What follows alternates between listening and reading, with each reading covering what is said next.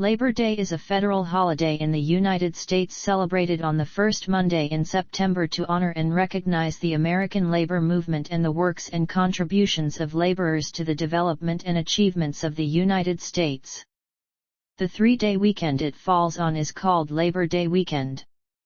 Beginning in the late 19th century, as the trade union and labor movements grew, trade unionists proposed that a day be set aside to celebrate labor. Labor Day was promoted by the Central Labor Union and the Knights of Labor, which organized the first parade in New York City.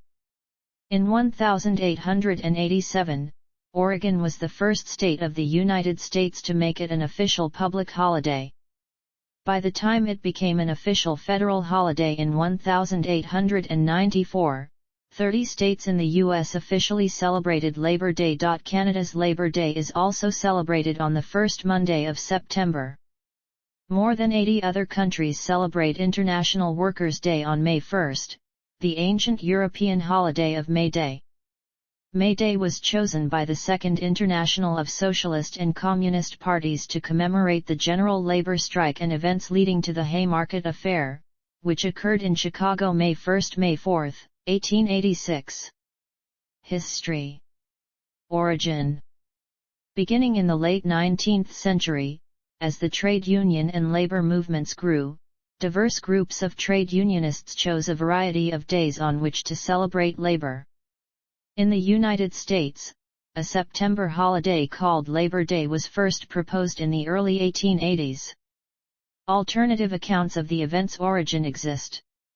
Descendants of two men with similar last names claim their great-grandfather was the true father of the holiday. According to one early history of Labor Day, the event originated in connection with a General Assembly of the Knights of Labor convened in New York City in September 1882.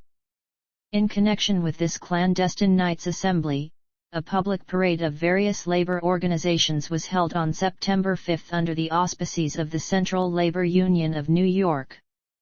Secretary of the CLU Matthew McGuire is credited for first proposing that a National Labor Day holiday subsequently be held on the first Monday of each September in the aftermath of this successful public demonstration. An alternative theory maintains that the idea of Labor Day was the brainchild of Peter J. McGuire, a vice president of the American Federation of Labor, who, after a visit to Toronto where he saw parades celebrating labor that May, had put forward the initial proposal in the spring of 1882.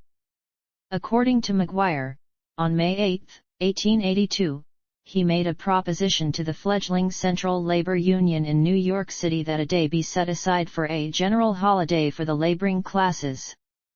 According to McGuire, he further recommended that the event should begin with a street parade as a public demonstration of organized labor's solidarity and strength, with the march followed by a picnic, to which participating local unions could sell tickets as a fundraiser. According to McGuire, he suggested the first Monday in September as an ideal date for such a public celebration, owing to optimum weather and the date's place on the calendar, sitting midway between the 4th of July and Thanksgiving public holidays. Labor Day picnics and other public gatherings frequently featured speeches by prominent labor leaders. In 1909, the American Federation of Labor Convention designated the Sunday preceding Labor Day as Labor Sunday, to be dedicated to the spiritual and educational aspects of the labor movement. This secondary date failed to gain significant traction in popular culture, although some churches continue to acknowledge it. Legal recognition. The popularity of the event spread across the country. In 1887, Oregon became the first state of the United States to make Labor Day an official public holiday.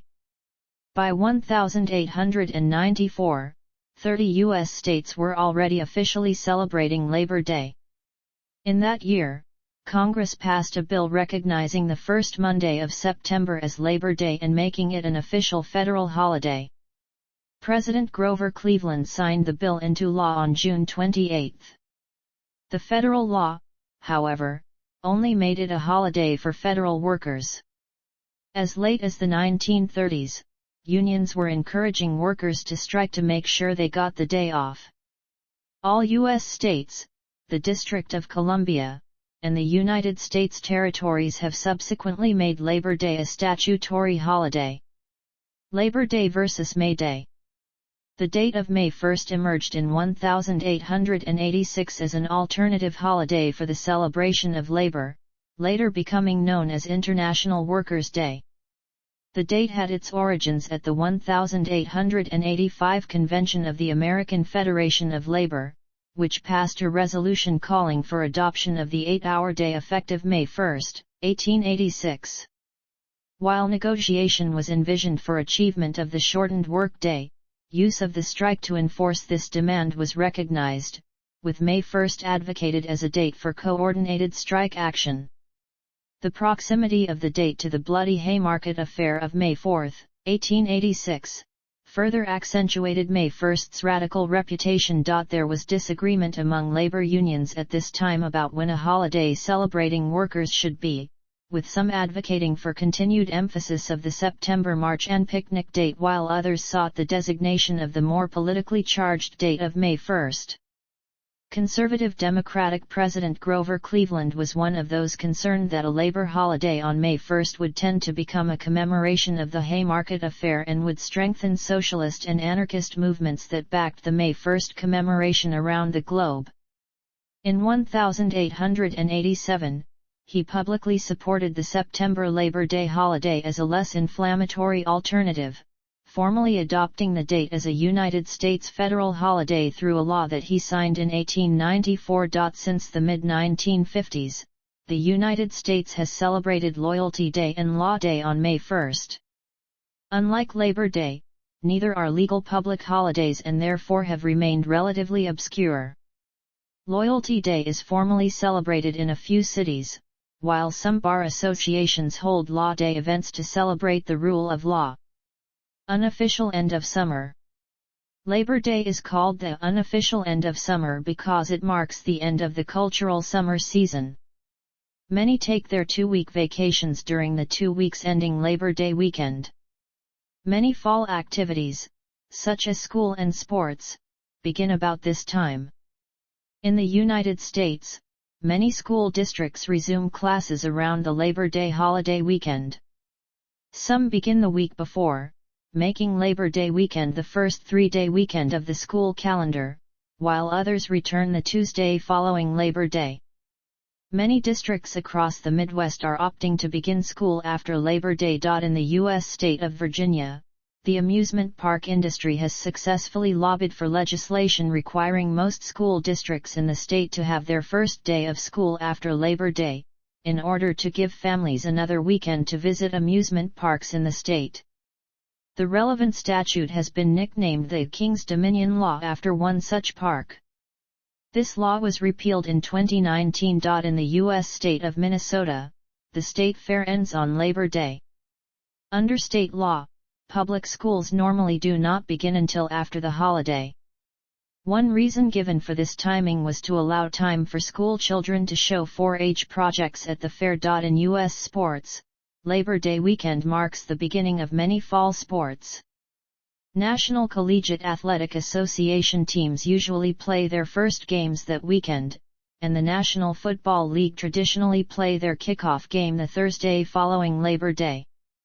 The Southern 500 NASCAR auto race has been held on Labor Day weekend at Darlington Raceway in Darlington, South Carolina from 1950 to 2003 and since 2015.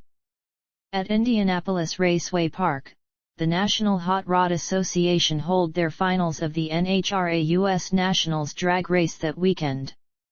Labor Day is the middle point between weeks 1 and 2 of the U.S. Open Tennis Championships held in Flushing Meadows, New York. In fashion, Labor Day is considered the last day when it is acceptable to wear white or seersucker. There are numerous events and activities organized in major cities.